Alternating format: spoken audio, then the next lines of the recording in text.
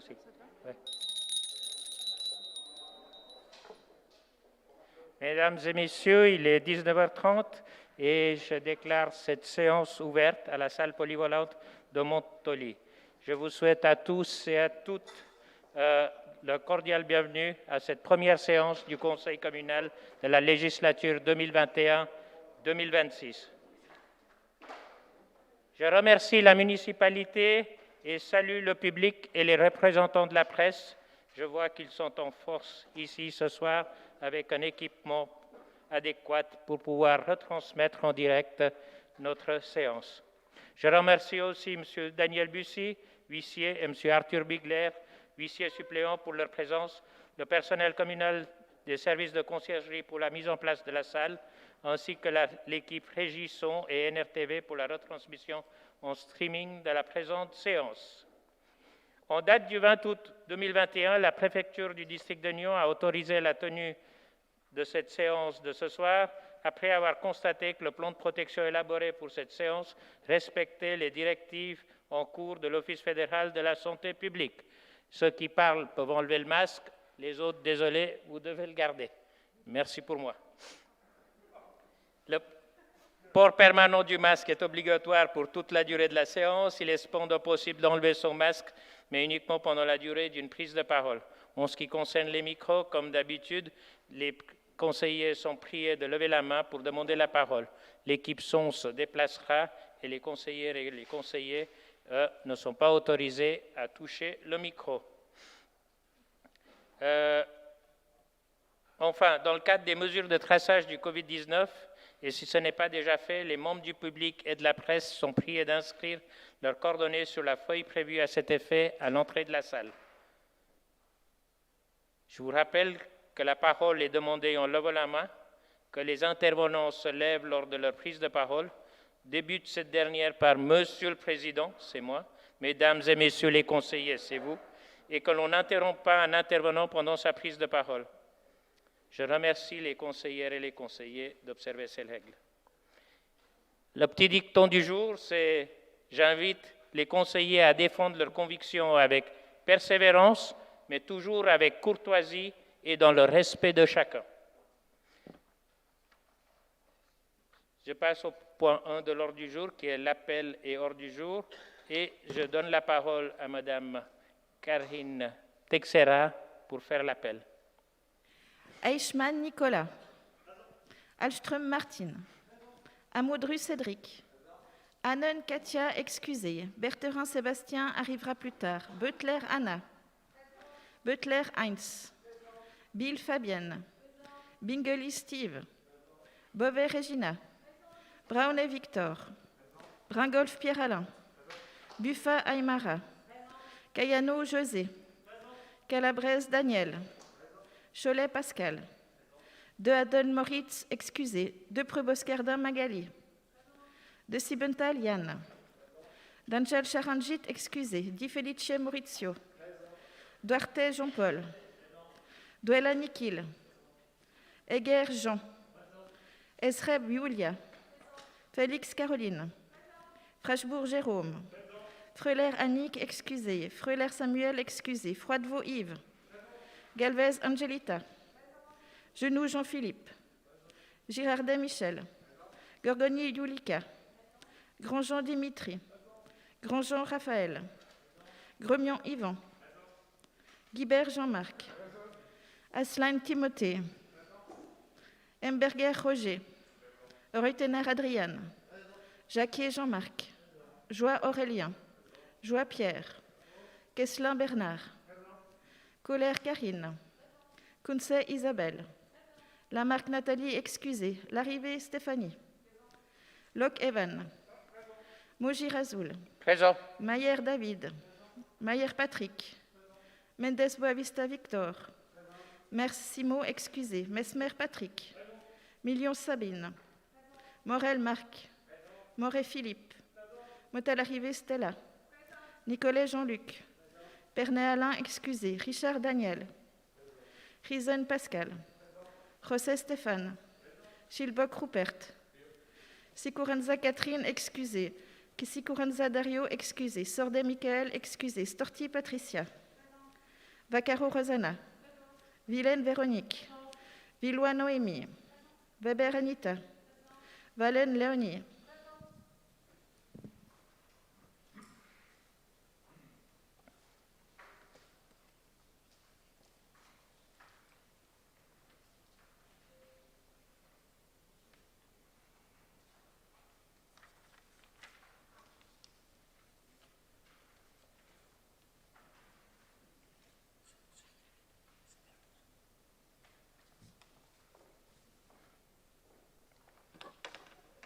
Mesdames et Messieurs les conseillers, donc nous sommes 63 conseillers et conseillères, 11 excusés et un qui arrivera plus tard.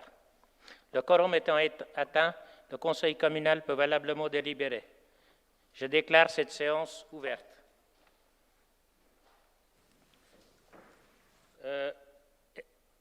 Je dois m'assurer que vous avez tous bien reçu tous les documents pour la présente séance et que vous avez été régulièrement convoqués.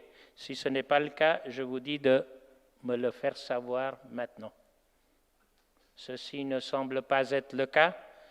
Je peux passer à la suite du Conseil. Donc, par courrier du 11 août, Mme Patricia Storti avait annoncé sa démission au sein de la commission du plan de zone. Par lettre du 24 août 2021, la précisait que sa démission concerne en réalité son poste au sein de la commission de gestion. Donc, ce soir, la nomination d'un membre remplaçant au sein de cette dernière commission aura lieu et l'ordre du jour sera modifié en conséquence.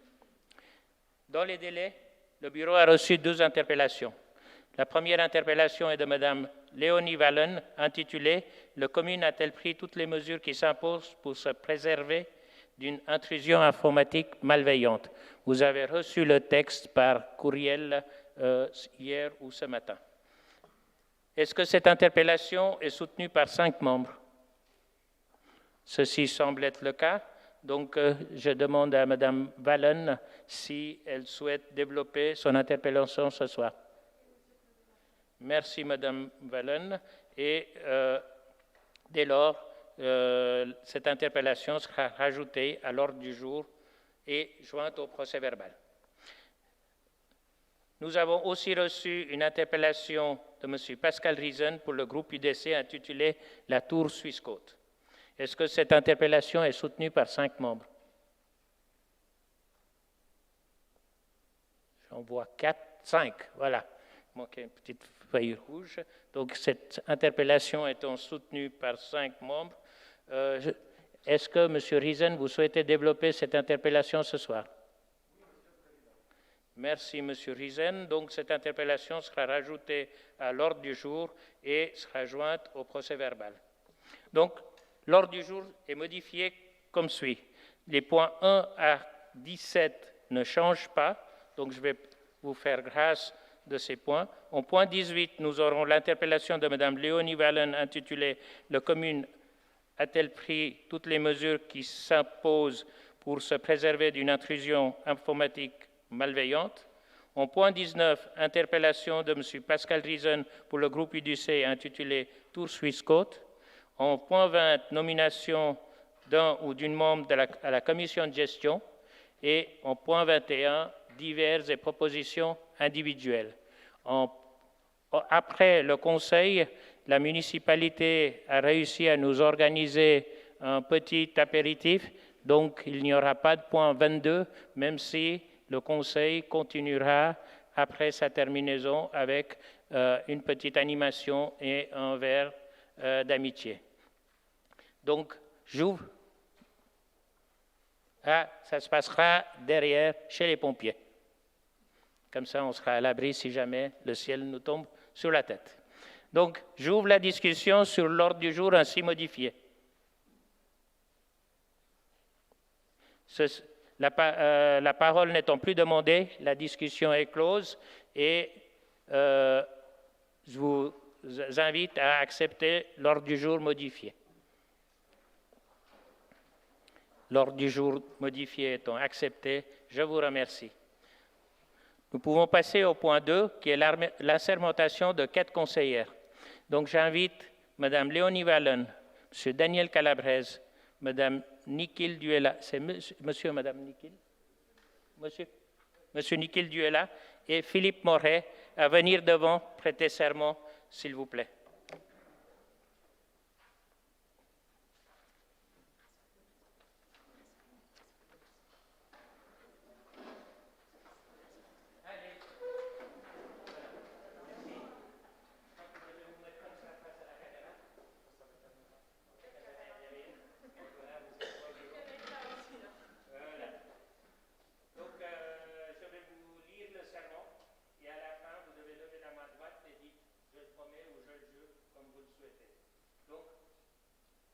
Promettez d'être fidèle à la Constitution fédérale et à la Constitution du canton de Vaud, de maintenir et de défendre la liberté et l'indépendance du pays. Vous promettez d'exercer votre charge avec conscience, diligence et fidélité, de contribuer au maintien de l'ordre, de la sûreté et de la tranquillité publique, d'avoir dans tout ce qui sera discuté la justice et la vérité devant les yeux, de veiller à la conservation des biens communaux et de remplir avec intégrité et exactitude les diverses fonctions que la loi vous attribue ou pourra vous attribuer.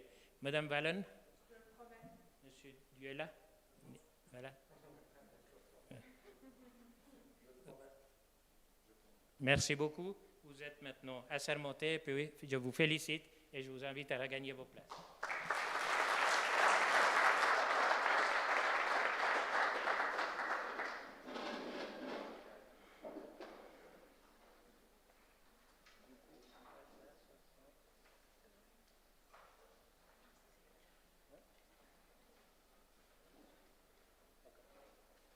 Donc, avec la sermentation de ces 4 conseillers, nous sommes à 63 conseillères et conseillers.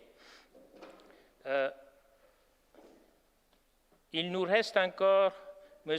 Alain Pernet, qui n'a pas encore prêté serment, et nous l'invitons fortement à venir au prochain conseil pour prêter serment, selon l'article, je crois, 9 du règlement du conseil communal. Si une personne ne prête pas serment dans un délai imparti, il est réputé démissionnaire et sa place sera à repourvoir. Avec ceci, je vous propose de passer au point 3 de l'ordre du jour, qui est l'assermentation de la secrétaire et de la secrétaire suppléante du conseil communal. Lors de l'installation des autorités communales du 23 juin dernier, Mesdames Karine Texera Ferreira et Rosana Vaccaro ont été élues respectivement en tant que secrétaire et secrétaire suppléante du Conseil communal pour la législature 2021-2026. Il est dès lors nécessaire qu'elles viennent prêter serment et je les invite de nouveau devant le bureau.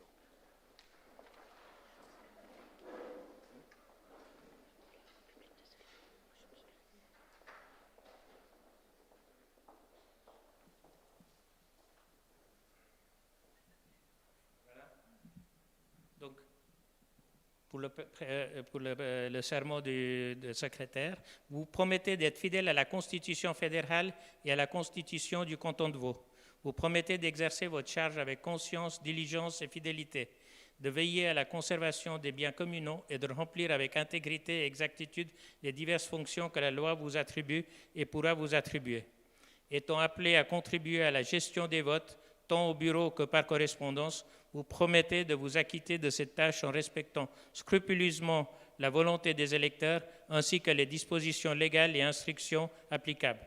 Vous vous engagez en particulier à ne rien ajouter, retrancher ou modifier du matériel reçu des électeurs et à préserver en toutes circonstances le secret des votes. Madame Karine Texera, Madame Rosana Vaccaro, merci beaucoup, je vous félicite.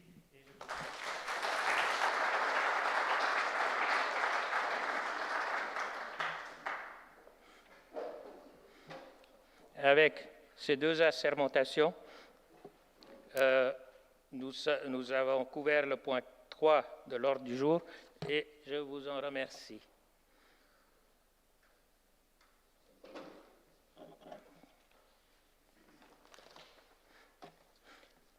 On peut passer au point 4 de l'ordre du jour, qui est l'approbation du procès-verbal de la séance d'installation des autorités communales pour la législature 2021-2026 du 23 juin 2021. La discussion est ouverte. La discussion ne semble pas, la parole ne semble pas être demandée. La discussion est close. Je vous invite à lever votre carton pour valider ce procès-verbal. Je vous remercie et je remercie Madame la secrétaire pour la rédaction de ce procès-verbal accepté à l'unanimité. Nous pouvons passer au point 5 de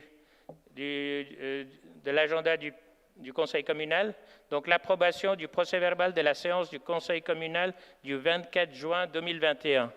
Donc cette séance-là avait été sous la présidence de M. Pierre-Alain Bringolf de l'ancienne législature. Donc la discussion est ouverte. La parole ne semble pas être demandée. La discussion est close. Je vous invite à lever votre carton rouge pour manifester votre acceptation. Je vous remercie. Je remercie de nouveau Mme Karine Texera pour le travail effectué et l'excellente qualité du procès-verbal. Dans les communications du bureau, donc le 5 juin 2021 a eu la passation des pouvoirs entre l'ancien et le nouveau bureau du Conseil communal, à laquelle étaient également invités les membres de la municipalité et les présidents et chefs de groupe politiques représentés au Conseil communal. Ce fut une soirée agréable et qui a été suivie par un dîner qui était assez excellent. Le 26 juillet 2021, le bureau a rencontré la municipalité pour la préparation de la séance du Conseil communal de ce soir. Quelques informations sombres. Donc, au nom du Conseil communal, j'aimerais transmettre nos condoléances à Mme Katia Agnan, qui a perdu tragiquement son père le 12 juillet. Elle est absente ce soir et je lui ai déjà transmis les condoléances de vive voix. Un autre événement tragique est le décès de M. Patrick Brochon. Donc, au nom du Conseil communal, le bureau a transmis ses condoléances à la commune de Rolle pour le décès de leur président, M. Patrick Brochon, le 18 août. M. Brochon était aussi membre du CODIR de la région de Nyon et il effectuait un travail qui était extrêmement, énormément de travail et donc il va manquer à toutes ces organisations d'une façon significative.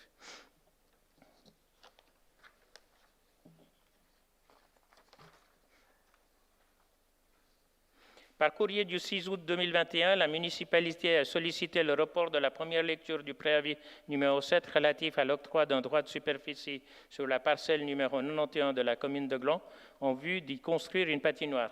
Cette demande a été approuvée par le bureau et le préavis en question sera présenté en première lecture lors de la séance du Conseil communal du 7 octobre dont vous avez reçu l'agenda ce matin. Le 1er août, j'ai eu l'honneur de participer aux festivités organisées par la municipalité et je les remercie infiniment pour toute l'organisation. Dans mon discours, j'avais notamment demandé de se protéger et de protéger les autres durant cette pandémie, de s'engager à maintenir cette ville propre face au littering et abandon de divers objets et déchets dans nos forêts et chemins et finalement souhaiter le développement de notre ville avec émotion, que ce soit avec les activités culturelles, sportives et naturellement avec les nouvelles constructions dans notre ville. La partie récréative s'est déroulée sur plusieurs sites avec la partie officielle qui était à Grandchamp suivie d'une animation visuelle et lumineuse. Le 30 août 2021, le bureau a rencontré la municipalité pour la préparation de la séance du Conseil communal du 7 octobre prochain. Je vous rappelle que le tir de l'amitié aura lieu le 25 septembre et je remercie les conseillères et les conseillers qui voudraient y participer de s'annoncer auprès de Madame la secrétaire dès la fin de ce conseil. Je vous rappelle aussi que le 26 septembre prochain aura lieu la votation fédérale portant sur 2 objets. Initiative populaire du 2 avril 2019 alléger les impôts sur les salaires, imposer équitablement le capital. Et modification du 18 décembre 2020 du Code civil suisse, mariage pour tous. N'oubliez pas d'aller voter et de faire voter auprès de vous. Par courrier du 23 juillet, nous avons reçu un courrier de M. Maurizio Di Felice, dont il nous demande lecture devant cette Assemblée, ce que je vais faire. Donc, Monsieur le Président, permettez-moi de porter à votre connaissance des faits qui ne peuvent rester impunis. En effet, à l'issue de la cérémonie d'installation du Conseil et de la municipalité du 23 juin dernier, Madame la chef de groupe de la plateforme de gauche PS, Les Verts, s'est permise de commenter l'élection de son représentant au sein du bureau sur Facebook, argumentant le fait que mon groupe s'est abstenu de voter pour celui-ci. De tels propos sont inacceptables et j'exige une prise de position proportionnelle de la part du bureau. La première chose que j'ai apprise en politique, c'est que l'on peut critiquer les idées, critiquer les idées, pas les personnes.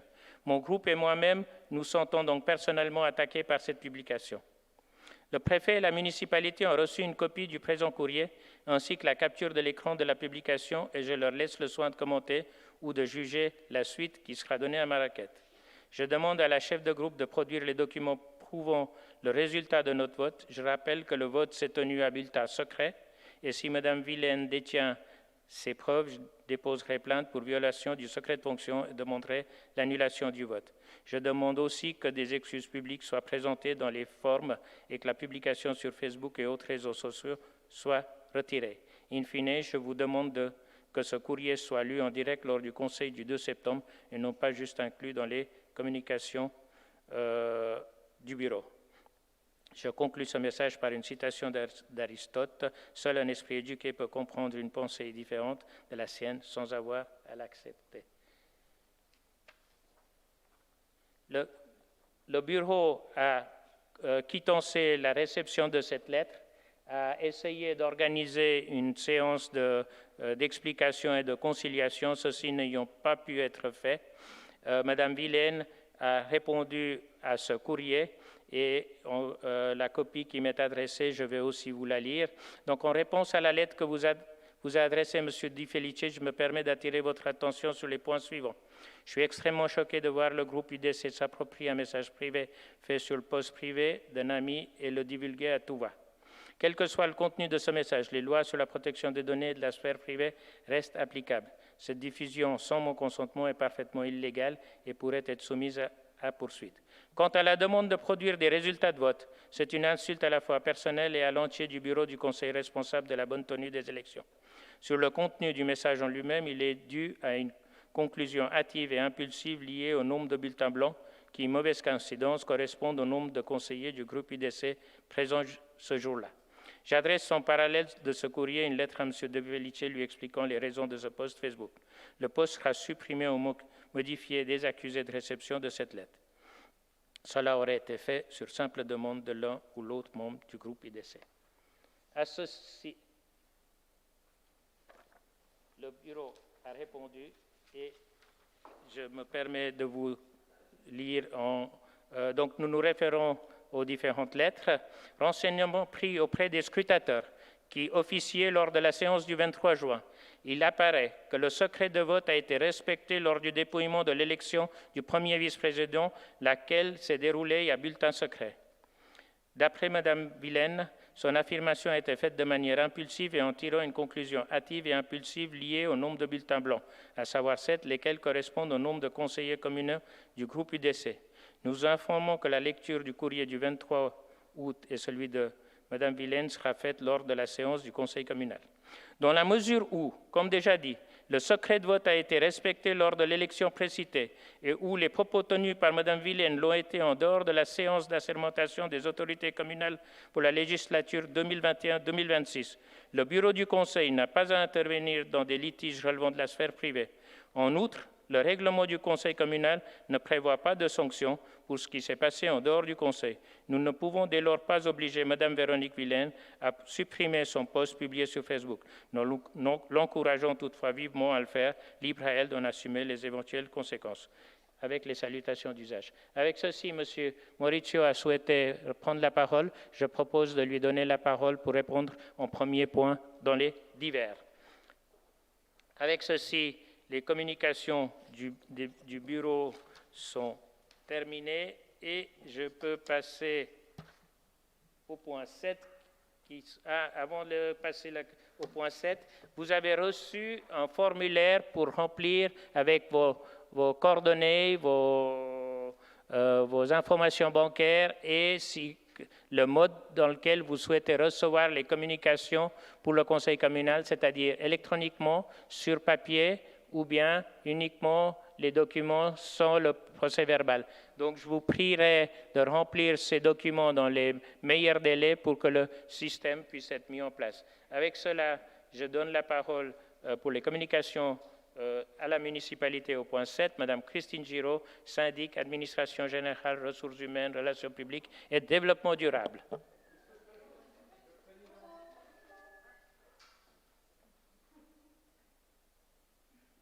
Monsieur Calabrese. Monsieur le Président, Mesdames les conseillers, il semblerait que, en tout cas de mon côté, je n'ai pas reçu le formulaire dont vous venez de parler et ma voisine semble ne pas l'avoir reçu non plus. Très bien. On va faire le nécessaire pour que vous l'ayez dans les meilleurs délais. Merci de l'avoir prévenu. Et je profite de l'arrivée de M. Sébastien Bertherin et nous passons donc à 64 conseillers et conseillères. Madame la syndic.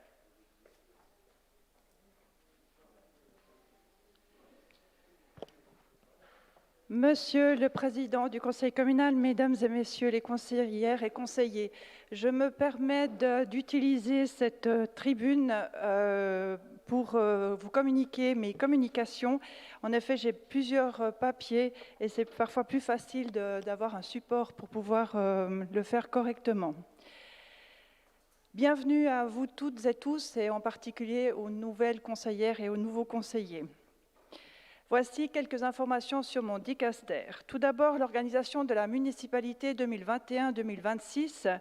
Juste pour un rappel, la municipalité siège le lundi en séance ordinaire, dont la première séance a eu lieu le 5 juillet. 3 municipaux travaillent dans la continuité de leur dicaster précédent, alors que les 4 autres ont débuté en ce début de législature avec des thématiques nouvelles.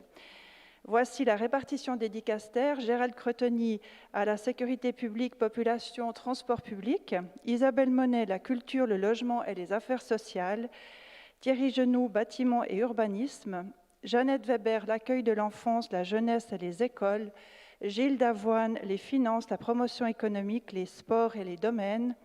Et moi-même, administration générale, RH, informatique, communication, développement durable. Un mot sur l'administration générale.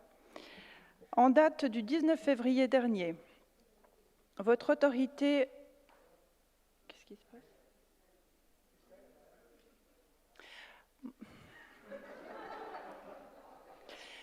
Désolée, Christelle Gironi-Deguer, qui s'occupe du service infrastructure et environnement. Mea culpa.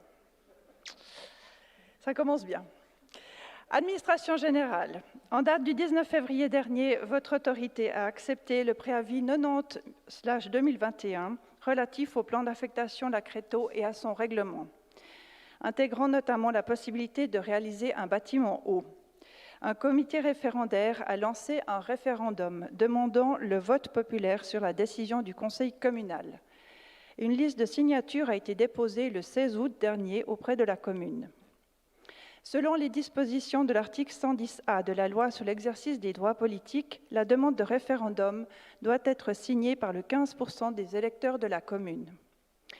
Le nombre des électeurs de la commune est de 8 689. Le nombre de signatures requises est de 1303 et le nombre de signatures validées remises est de 1299. Ce référendum n'a donc pas recueilli le nombre de signatures requises valables. Ce résultat a été communiqué aux référendaires. Suite à un appel téléphonique reçu ce jour à 16h30 de la part de la préfecture, j'ai reçu la confirmation que la préfecture a déposé que le comité référendaire a déposé auprès de la préfecture un recours qui sera traité par la préfecture de Nyon. Sujet développement durable. Mise en service de la centrale solaire coopérative sur le toit des Tuyères. Les travaux d'installation de la centrale solaire coopérative qui ont été faits par la coopérative Optima Solar La Côte ont abouti. L'installation est en service depuis le 30 août 2021. Pour rappel, une centrale a été financée par les coopérateurs d'OSLC sur un toit mis à disposition par la ville de Gland. Afin de favoriser l'autoconsommation de la ville de Gland, la ville s'est engagée à acheter en priorité l'électricité produite sur place selon les besoins du bâtiment. Pour fêter cette collaboration fructueuse, à laquelle la RTS dédiera prochainement un épisode de son émission « On va vers le beau », une inauguration officielle est prévue le samedi 2 octobre 2021. Le plan climat et les ateliers du 18 septembre 2021. La ville de Gland s'est fixée pour objectif de se doter d'un plan climat communal en 2021.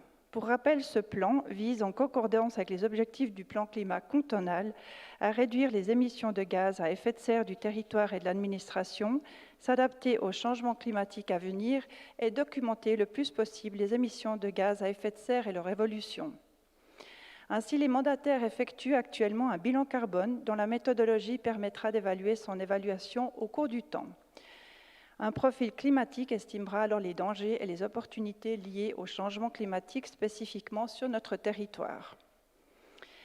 D'ici fin novembre, un rapport comprenant le bilan carbone de la ville ainsi que des fiches d'action concrètes de réduction et d'adaptation nous sera remis. Dans le cadre de ce plan et en parallèle au programme de la semaine de mobilité, des ateliers participatifs sur le thème du climat auront lieu le samedi 18 septembre au centre sportif Ambord. Aussi, dès 13h30, une fresque du climat permettra de confronter les connaissances des participants sur les changements climatiques, les risques et les causes, et aussi les solutions, tandis qu'un atelier portant sur le confort en milieu urbain collectera les ressentis des habitants.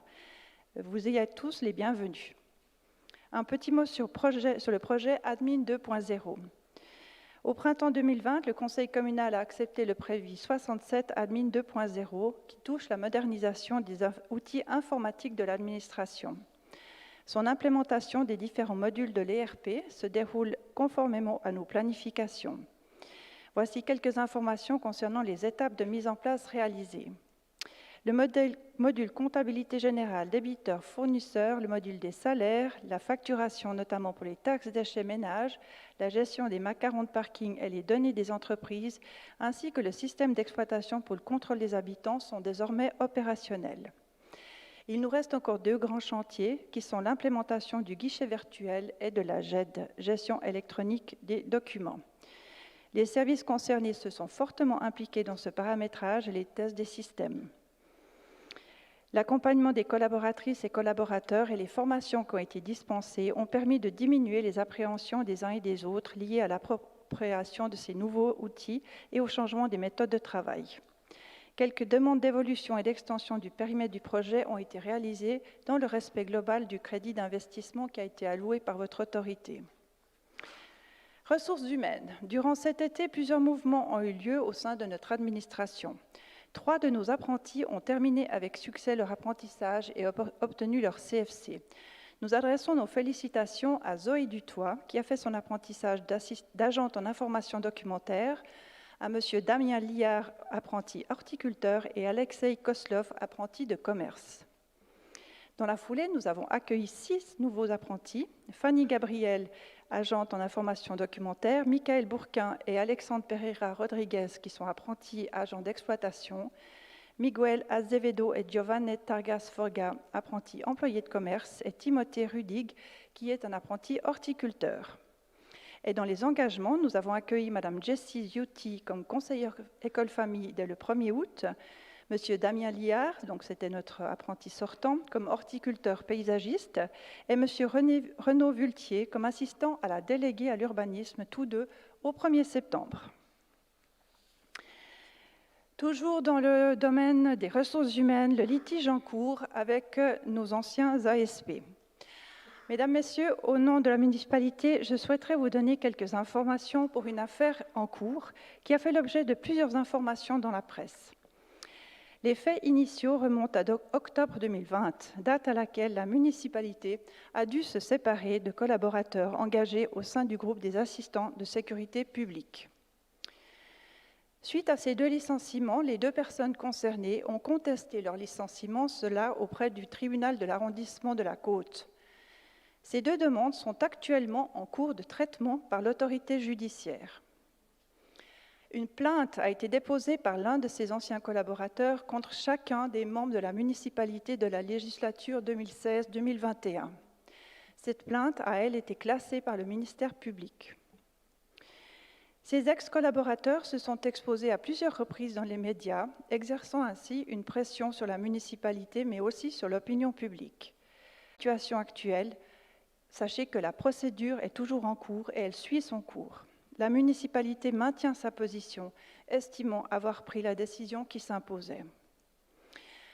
La municipalité précise également qu'il ne lui est pas possible de vous transmettre de plus amples renseignements à ce stade au sujet de cette affaire, ni répondre à des éventuelles questions du conseil communal en raison des exigences légales à respecter vis-à-vis de ses anciens collaborateurs.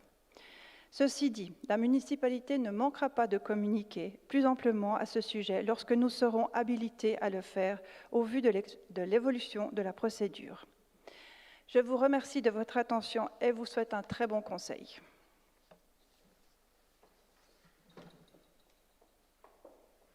Merci, Madame la syndic, Madame Christine Giraud. J'appelle maintenant Monsieur Gérald Créteny, municipal chargé du dicastère de sécurité publique, population et transport public.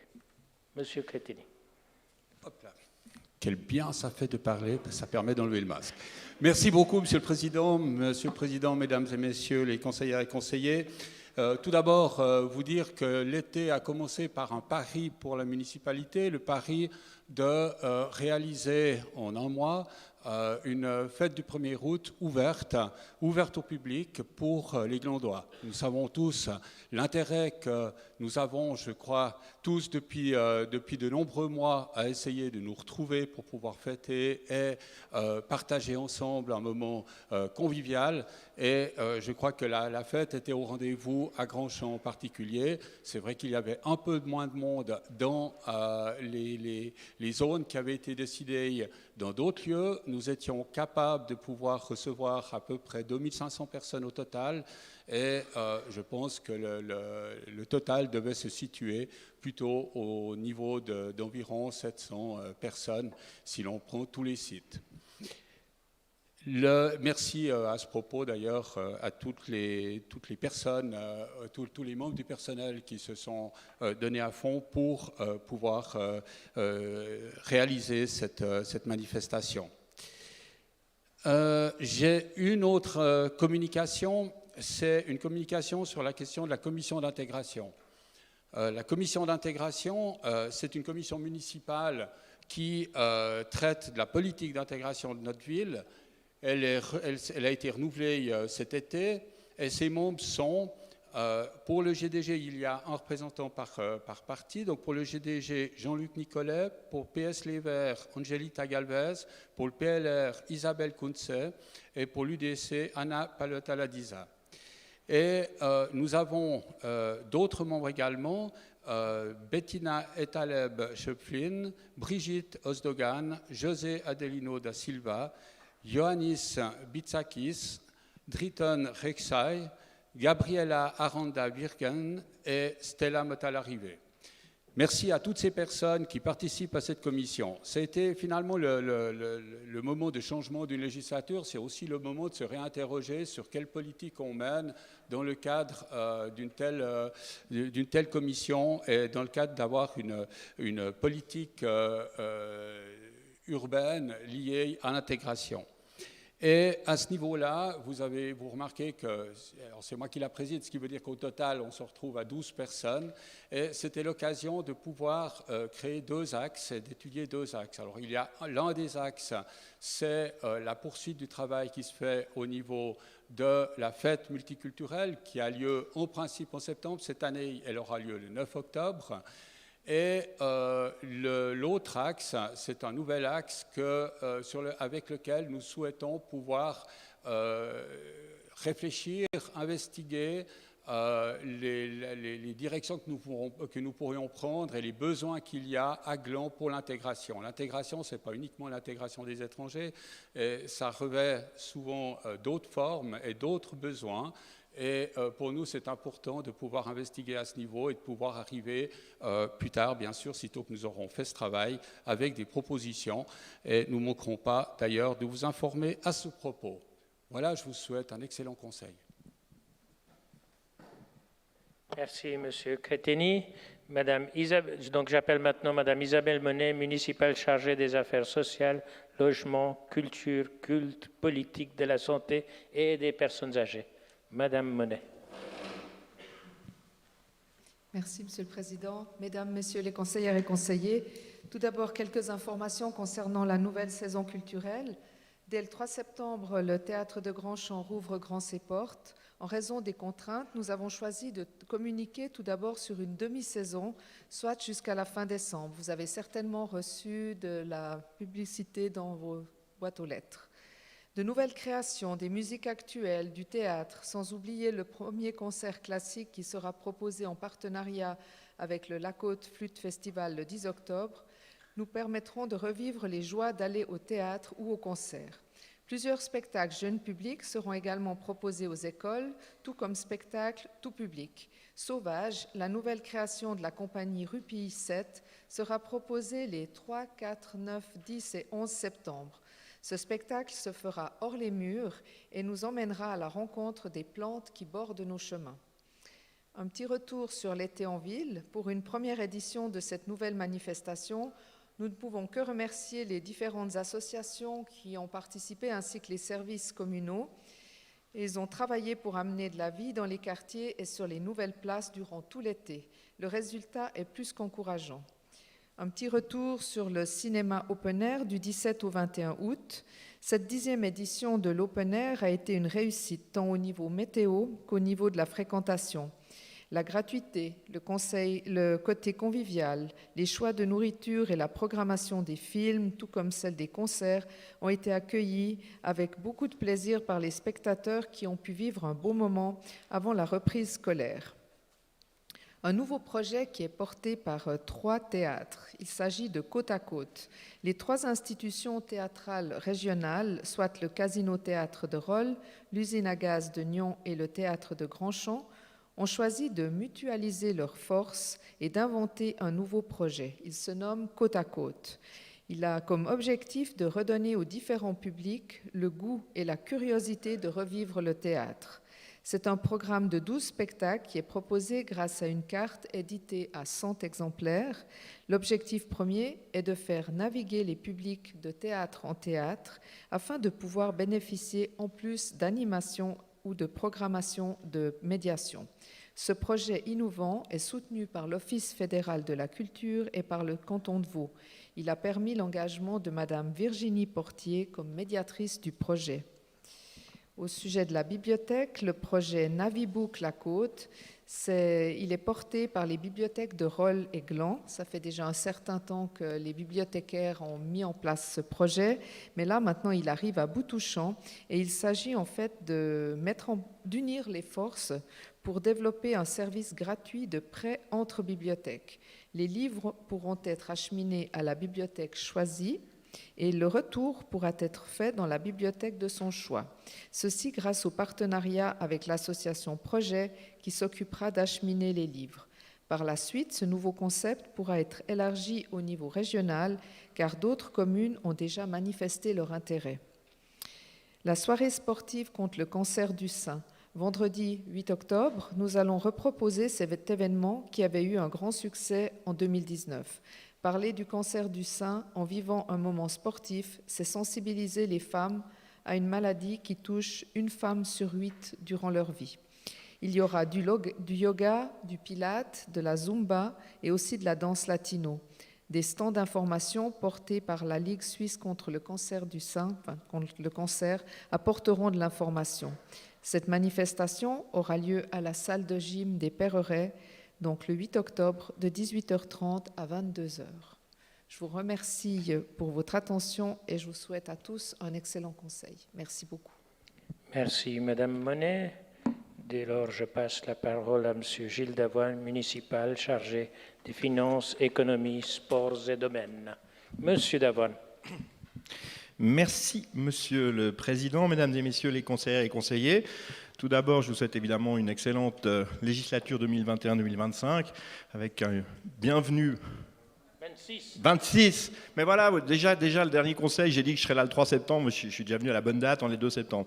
Je crois qu'avec les dates, ces chiffres-là, je ne les ai pas. Les chiffres au niveau finance, ça va, mais les dates, je crois que ce n'est pas. 2026, et la bienvenue évidemment aux nouvelles conseillères et nouveaux conseillers qui découvrent donc que là, nous sommes dans le moment où il faut écouter les 7 municipaux qui font de très longues interventions.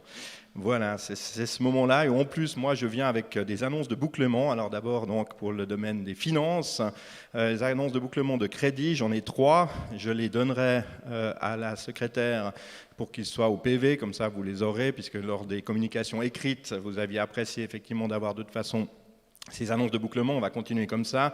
Je vous dis rapidement, nous avons donc pour le préavis municipal numéro 37-2018, c'était la demande de crédit d'investissement pour l'étude d'agrandissement et de relocalisation de la déchetterie. Un crédit d'investissement qui était de 160 000 francs. Nous avons dépensé 145 993 francs 20, soit 91,25% du crédit accordé. S'agissant du préavis 24 de 2017, ça c'était pour la mise en place de protection solaire au collège des Tuyères, 811 000 francs de crédit accordé pour 706 252 francs 86 de dépenses, soit 87,08% du crédit accordé. Et puis le dernier, numéro 39-2018, c'était l'investissement pour la construction d'une plateforme élévatrice d'un local de stockage et l'aménagement du bureau au théâtre de Grandchamp. Là, nous avons dépensé 353 9 francs 73 sur les 370 000 francs de crédit accordés, soit 95,41% de ce crédit. Voilà, toujours au niveau finance, vous dire que nous avons renouvelé, nous avons prolongé un prêt de 4 millions de francs auprès de la Fondation Institution Supplétive LPP. 4 millions de francs donc pour 8 mois. Nous avons prolongé ça du 11 août 2021 au 11 avril 2022 au taux de moins 0,46%. Voilà, on progresse toujours, je ne sais pas où ça va s'arrêter, mais en tout cas, on est toujours dans des taux de plus en plus négatifs. Et là, c'est 8 mois, c'est même pas du court terme, hein, on est déjà dans du terme un petit peu plus long à 8 mois. S'agissant de l'économie, de la promotion économique, vous dire qu'au niveau du fonds de soutien, puisqu'on vous informe toujours de ce qui se passe, évidemment, comment c'était engagé dans le préavis par rapport au fonds de soutien, depuis le dernier conseil, il y a eu 2 entreprises dans le domaine de la restauration qui ont bénéficié de montants de 9 773 francs 90 et 10 700 francs 15. Nous n'avons pas eu d'autres nouvelles demandes depuis lors. Un mot sur le passeport glandois. Le premier a été édité ce printemps, a extrêmement bien fonctionné. On a eu vraiment d'excellents retours des commerçants qui nous ont tous dit que ça leur avait apporté des nouveaux clients, que ça a été une mesure de visibilité qui était effectivement très intéressante, raison pour laquelle nous avons décidé de la reconduire. L'édition donc de l'automne est en préparation, ça devrait être distribué à partir de début novembre. Si vous êtes un commerce, vous connaissez des gens qui voudraient participer à ce deuxième passeport glandois, eh bien, il suffit d'écrire un email à economie@gland.ch. Toujours économie, le prix Nouvelle Économie, la 2e édition devrait être lancée là, maintenant, ce début septembre, avec toujours l'idée de promouvoir l'innovation de l'économie circulaire et le partenariat entre les entreprises locales. Nous allons aussi rééditer le forum économique de Gland qui se dénommera désormais le forum Nouvelle Économie à Gland. On va essayer d'organiser ça pour le 10 novembre prochain. Évidemment que les conseillères et conseillers seront invités à cette occasion. Il y aura donc de plus amples informations évidemment d'ici là, mais pour conserver la date, je vous donne déjà cet élément. Enfin, le dernier point au niveau de l'économie, le partenariat Recircle qui est en cours chez nous. Il y a déjà 5 restaurants de la ville qui ont choisi de tester cette solution à Gland. Il s'agit donc des emballages réutilisables dont le but est de réduire l'usage de tout jetable et qui est subventionné par la ville. Le délai pour participer a été prolongé jusqu'à fin septembre pour l'instant. Voilà pour l'économie. Et puis enfin, un mot ou deux de sport. Le président c'est l'habitude des présidents du conseil communal, me grille sur le tir de l'amitié, effectivement, qui est organisé par le service des sports. Pour ceux qui ne connaîtraient pas le tir de l'amitié, il s'agit donc d'équipes. Il y a aussi une équipe de la municipalité qui en général brille et on a l'intention de... Enfin, on a une marge de progression, disons, donc on peut encore y aller. Et donc, c'est des équipes aussi du conseil communal pour faire du tir au fusil, au stand de tir. Et après, c'est quand même suivi d'un apéritif et d'une choucroute à Grandchamp. Donc, je répète la date, le 25 septembre. N'ayez pas peur, moi, la dernière législature, c'est la première fois de ma vie que je tirais. Et c'est toujours là qu'on est le meilleur. Hein. Après, mes résultats n'ont fait que descendre. Enfin, retenez la date, le 3 octobre, nous allons faire la Gland Fall Run, du coup, puisque Gland Spring Run, le 3 octobre, si on maîtrise un peu l'anglais, ça ne veut plus rien dire. Donc, ça sera la Gland Fall Run. Il sera donc le 3 octobre ici à Montely pour le parcours classique. Vous savez que pendant cette période compliquée, nous avions mis en place la Gland Spring Run Click and Run, qui est toujours et qui sera toujours d'actualité, où à partir de Ambord, on peut partir avec une application, ça nous chronomètre, et comme ça, on peut se comparer aux autres sur un parcours similaire de 5 km. Ici, la Gland Fall Run, qui aura lieu le 3 octobre, c'est donc des parcours de 5 ou 10 km. Il y a vraiment toutes les catégories, que ce soit d'âge ou aussi de course ou de marche ou Nordic Walking. Les inscriptions seront en ligne sur le site dédié glandspringrun.ch dès lundi 13 septembre et jusqu'au mercredi 29 septembre, minuit, 23h59, 59. Donc n'hésitez pas à vous inscrire. Évidemment que cette course ayant en général un taux de participation élevé, c'est-à-dire qu'il y a plus de 1000 personnes qui sont là, nous n'avons pas d'autre choix si on veut essayer de conserver une course avec autant de participants que de la soumettre au pass Covid. Donc il faudra effectivement être soit vacciné, soit guéri, soit avoir été testé avant pour pouvoir participer à cette course.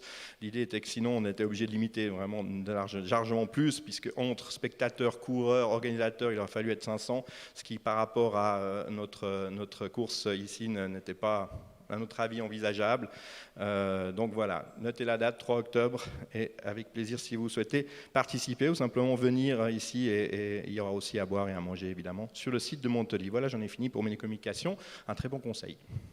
Merci, M. Davan. On se verra au stand de tir pour croiser le fer. Et le municipal suivant, M. Thierry Genoux, municipal bâtiment et urbanisme, nous fait grâce de ses communications pour qu'on puisse rejoindre l'apéro au plus vite. Donc, je donne la parole à la municipale, Mme Jeannette Weber, municipale chargée de l'accueil de enfance, jeunesse et école. Monsieur le Président, Mesdames et Messieurs les conseillères et conseillers, le centre aéré qui fait partie de notre maison de l'enfance, comme la pause déj et les devoirs surveillés, accueille des enfants pendant les vacances scolaires. Pendant les 7 semaines de vacances d'été, le centre aéré a accueilli plus de 200 enfants. L'équipe du centre aéré se compose d'une responsable et de 4 moniteurs. Chaque semaine, ils proposaient aux enfants une autre thématique. Depuis cette année, les sorties et animations se voulaient volontairement plus locales, participatives et inclusives. Pour plein d'activités, nous pouvions compter sur la collaboration de nos employés communaux, par exemple pour les thèmes « L'euro dans la ville » avec le soutien des travailleurs sociaux de proximité. Pour « Ma ville en plus vert », la collaboration du groupe Voirie. Pour construire dans ma ville, la collaboration avec le SPU et particulièrement l'architecte de la ville. L'eau dans ma ville avec le groupe Eau. La créativité dans ma ville avec la collaboration de la pépinière. Ma ville en musique avec la collaboration du CRL.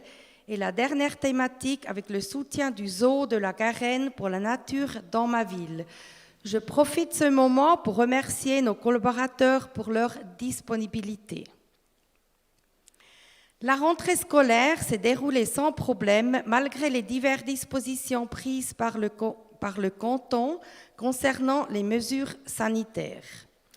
En total, 1191 enfants ont pris le chemin pour l'école primaire. À Mauvernay, on compte 412 élèves, au Perreret 479 et au Tuyère 300 élèves. Et pour l'établissement scolaire secondaire à Grandchamp, nous comptons 518 élèves. Pour la pause déj, la rentrée était dense. Nous atteignions un taux de fréquentation proche de 90%. Pour rappel, par site, nous accueillons 72 enfants pour 6 intervenants. Les devoirs accompagnés ont débuté cette semaine avec une fréquentation à la hausse par rapport à l'année scolaire passée. Les prix revus à la baisse et un temps correspondant mieux au rythme des plus jeunes permettent certainement ce changement positif. Pour rappel, le tarif pour les 3 à 6 P est de 4 francs pour 1h30 et pour les 7 P à 11 secondaires de 3 francs la session de 1 heure. Vous trouverez toutes les offres scolaires et parascolaires sur le site internet de la ville de Gland.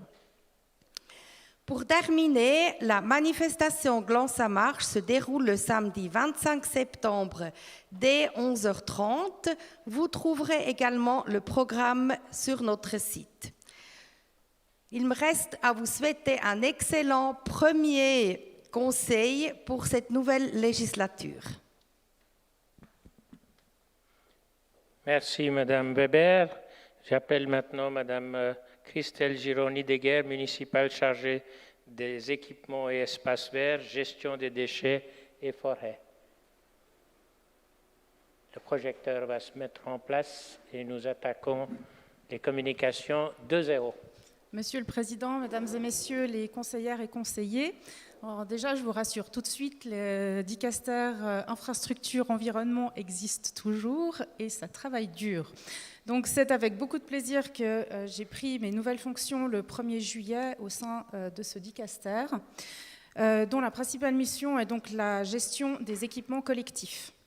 J'ai ainsi aujourd'hui le plaisir de vous transmettre les communications suivantes sur l'avancement des projets du CIE et les chantiers en cours. En projection, quelques visuels pour rendre ces communications un peu plus concrètes, et je pense ici en particulier aux nouveaux conseillers et conseillères.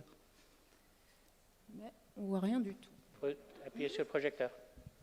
Pardon ? Il faut cliquer sur le projecteur.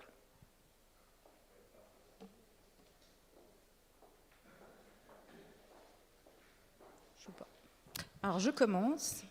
Alors, premier point, le projet de requalification de la rue de la Gare avec une mise à l'enquête publique prévue le 10 septembre. Pour rappel, en octobre 2018, le Conseil communal a délivré les crédits pour l'étude des mesures d'entretien du réseau d'eau potable dans le secteur du chemin des Oiseaux et de la rue de la Gare. Il s'agissait du préavis 48. À la rue de la Gare, le projet de remplacement de la conduite d'eau a été complété par une étude de mobilité pour définir les aménagements de surface. Le projet s'accompagne aujourd'hui d'une requalification routière. Ce printemps, le projet a été soumis au service du canton de Vaud par le biais d'un examen préalable et a bénéficié d'un avis favorable. La DGMR, donc la Direction générale de la mobilité et des routes, a même manifesté de l'enthousiasme pour un concept de mobilité novateur, puisque le projet propose la mise en place d'une rue cyclable. Un projet, selon elle, d'ambitieux, une première dans le canton. La DGMR souhaiterait même réaliser un suivi spécifique du projet dans son application. Alors, une rue cyclable n'est pas une piste cyclable, elle n'est pas non plus une bande cyclable. Alors, je vous donne quelques éléments clés qui la caractérisent. La rue cyclable doit se situer en zone 30, ce qui est le cas pour notre rue de la Gare. Elle doit aussi s'inscrire dans un réseau cyclable identifié, ce qui est le cas aussi, puisqu'elle complète la colonne vertébrale vélo nord-sud existante, en passant par le passage sous voie de la gare, dédié uniquement à la mobilité douce. Elle modifie aussi le régime de priorité. Il n'y a plus de priorité de droite des véhicules. Les piétons seront également favorisés grâce au fort élargissement du trottoir existant. Nous allons modérer le trafic en créant de nouveaux jardins de poche et en réduisant le gabarit routier. Également, une ouverture du bâtiment de la pépinière sera faite et des escaliers seront construits. Le projet doit désormais être soumis à l'enquête publique pour un délai de 30 jours, conformément à la loi sur les routes. Si tout se passe bien, nous reviendrons vers vous avec un préavis pour la réalisation au printemps 2022. Également des informations concernant les équipements des parcelles en lien avec le PPA La Combat. Le chantier relatif au préavis numéro 88 sur le point de débuter et qui a pour but de réaliser les réseaux des aménagements de surface du futur quartier. La durée totale du chantier est estimée à 8 mois. Son achèvement des travaux est prévu pour mai 2022. La gestion de la circulation sera organisée par le SPOP, le service de la population. Les accès riverains seront maintenus tout au long des travaux, avec exceptionnellement des fermetures ponctuelles, notamment pour la pose des enrobés. Dans ce cas-là, une solution adaptée sera proposée aux riverains impactés. Également des informations sur la requalification du chemin de la Créteau et de la rue du Perron Nord. Le chantier s'est ouvert le 16 août dernier. Les premiers travaux concernant les collecteurs d'eau claire ainsi que les travaux préparatoires ont été entamés. Dès le mois de septembre, les travaux de surface débuteront. La durée totale du chantier est estimée à 12 mois, soit un achèvement des travaux en juillet 2022. Pour rappel, la requalification du chemin de la Créteau et de la partie nord de la rue du Perron constitue la dernière étape du réaménagement des abords de la gare de Gland. Après l'inauguration de la place de la gare et du passage inférieur dédié à la mobilité douce en 2018. Les aménagements prévus sont la création de trottoirs, la modération du trafic par l'extension de la zone 30 sous gare, l'instauration d'une zone de rencontre avec priorité aux piétons, la limitation du trafic de transit, le développement et la sécurisation de l'offre en stationnement pour les 2 roues, et la mise en conformité des arrêts de bus, la végétalisation de l'espace public, l'installation d'un réseau d'évacuation des eaux de chaussée. Afin de tenir la population informée du mieux possible des objectifs du projet et des perturbations éventuelles, les communications ont été diffusées et le seront encore tout au long des travaux. Par rapport à la rénovation de la place de jeu du Temple, le chantier a débuté le 5 juillet 2021 pour une durée annoncée de 12 semaines. La place de jeu devrait être fonctionnelle la première semaine d'octobre. Là aussi, une campagne d'information ciblée a été mise en place via un panneau d'information et sur les réseaux sociaux et sur notre site internet.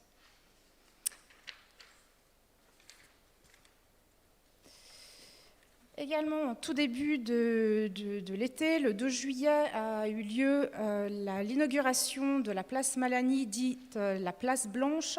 Pour rappel, le réaménagement de cette place avait pour objectif de ramener la nature en ville, en déminéralisant le lieu afin de diminuer les îlots de chaleur et favoriser la biodiversité. Les espaces conviviaux et inclusifs ont ainsi été créés et du mobilier urbain a été installé pour permettre un accès aisé aux seniors et aux personnes à mobilité réduite. La cohésion sociale a été renforcée en intégrant des éléments de loisirs tels que des tables de ping-pong, une piste de pétanque et une boîte à livres géante munie d'un panneau solaire qui permet de recharger son téléphone. Le réaménagement de la rue Mauvernais, tronçon Perron-Alpes. Le chantier s'est enfin achevé en juillet 2020. La durée des travaux s'est avérée plus longue que prévu en raison du Covid, mais aussi de la difficulté de maintenir la circulation lors du chantier et des défauts ponctuels sur les collecteurs d'eau claire et d'eau usée qui ont nécessité des interventions complémentaires de réfection. Depuis, un défaut a été constaté sur la pente de la chaussée au droit du carrefour Midi-Mauvernais. Des démarches sont actuellement en cours avec l'entreprise pour corriger le défaut. Des travaux ponctuels seront donc réalisés sur quelques jours à une date à définir. Courant septembre, les étapes suivantes sont planifiées pour finaliser le projet, la réalisation des marquages et la pose de la signalisation verticale, l'établissement des diverses servitudes chez le notaire, établissements maîtrés finaux et entreprises pour le bouclage financier. Et également, ce qui n'est pas sur les slides, mais vous dire aussi que l'opération Coup de balai aura lieu le 12 septembre. Elle est organisée par l'association Ensemble sur la côte, avec le soutien de la ville de Gland. Et son programme se trouve donc sur la page Facebook de Ensemble sur la côte. Je vous remercie de votre attention et je vous souhaite un très bon conseil. Merci, Madame Gironi-Deguerre. Je remercie la municipalité pour ses communications et je vois que pendant l'été, ils ont été très actifs et très dynamiques. Le prochain conseil ayant lieu dans 4 semaines, je pense qu'on aura un petit peu moins de communication. Je passe au point 8 pour la communication des représentants et des représentantes des entités intercommunales entre les deux. Donc depuis le 1er juillet, je pense que les différentes installations des entités intercommunales ont eu lieu. Est-ce qu'il y a des communications particulières d'une de ces entités? La parole est à qui veut la prendre. Ceci ne semble pas être le cas. Je pense qu'on en aura plus au mois d'octobre, vu que certains conseils auront lieu d'ici là. Donc, la discussion est close et nous pouvons passer au corps de notre conseil, de notre noyau de l'agenda, qui sont les préavis en première lecture.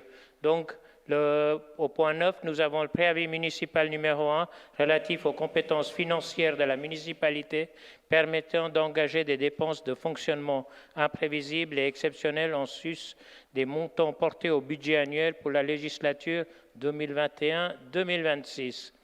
Donc ce préavis sera traité uniquement par la Commission des finances et donc il n'y a pas besoin de nommer une commission ad hoc et je déclare la discussion ouverte. La discussion ne semble pas être demandée. D'ailleurs, c'est le même style de préavis que nous avons à chaque législature en première séance. Donc la discussion est close et je passe au point 10 de notre agenda, qui est le préavis municipal numéro 2 relatif à l'autorisation générale de plaider pour la législature 2021-2026. Donc ici, il y a une commission ad hoc qui est nécessaire et je demande à Madame la secrétaire de nommer les commissaires, s'il vous plaît. Premier membre, Calabres Daniel, GDG. Membre, Grandjean Raphaël, GDG. Larrivée Stéphanie, PS, Les Verts. Butler Anna, PLR. Riesen Pascal, UDC. Donc, merci Madame la secrétaire. La séance est fixée au lundi 13 septembre 2021 à 20h à la salle Montoli du bâtiment de Montoli 1 en compagnie de la municipale responsable, Madame la syndic Christine Giraud. La discussion est ouverte. La parole ne semble pas être demandée, la discussion est close et on peut passer au point suivant du préavis qui est le point 11. Voilà. Point 11 du préavis municipal numéro 3 relatif à l'autorisation générale de placer les fonds disponibles de la trésorerie communale auprès de divers établissements bancaires durant la législature 2021-2026. Ce préavis sera traité uniquement par la Commission des finances et donc je déclare la discussion ouverte. La parole ne semble pas être demandée et la discussion est close et je vous propose de passer au point 12 de notre agenda, préavis municipal numéro 4 relatif à la demande d'autorisation générale en matière de legs, donations et successions pour la législature 2021-2026. Ce préavis sera encore traité uniquement par la Commission des finances. La discussion est ouverte. La parole ne semble pas être demandée, la discussion est close et je vous propose de passer au point 13 de notre agenda, préavis municipal numéro 5 relatif à l'arrêté d'imposition 2022. Ce préavis sera aussi traité uniquement par la Commission des finances. J'espère qu'il y aura des discussions lorsque la discussion sera ouverte. La discussion est ouverte. Il semble que la parole n'est pas demandée et que tout le monde est content avec le préavis. Donc la discussion est close et je vous propose de passer au préavis numéro 14, qui est le préavis municipal numéro 6 relatif à la demande de crédit d'investissement se rapportant au financement des réseaux agroécologique, Nyon Région et Cœur de la Côte pour la mise en place de la deuxième phase. Juste comme il y a eu une petite confusion au départ où nous pensions que c'était un préavis lié au DISREN et donc on a eu une petite confusion en pensant que seule la Commission des finances avait besoin de siéger et de rendre un rapport. Il s'est avéré après vérification qu'il est nécessaire d'avoir une commission ad hoc et c'est la raison pour laquelle ceci apparaît sur l'ordre du jour modifié. Vu que le préavis a un montant de moins de 300 000, la Commission des finances peut rapporter si elle le souhaite, mais il n'est pas obligatoire. Et il me semble savoir que la Commission des finances a décidé de ne pas rapporter. Est-ce correct? Donc, ceci étant confirmé, donc seule la commission ad hoc siégera et j'invite Madame la secrétaire à nous nommer les membres de la commission. Premier membre, Wallon Léonie, PLR. Membre, Bingeli Steve, GDG.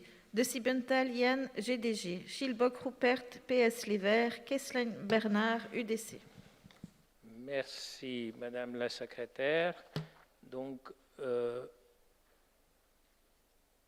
n'ai pas la date ici, donc la discussion est ouverte.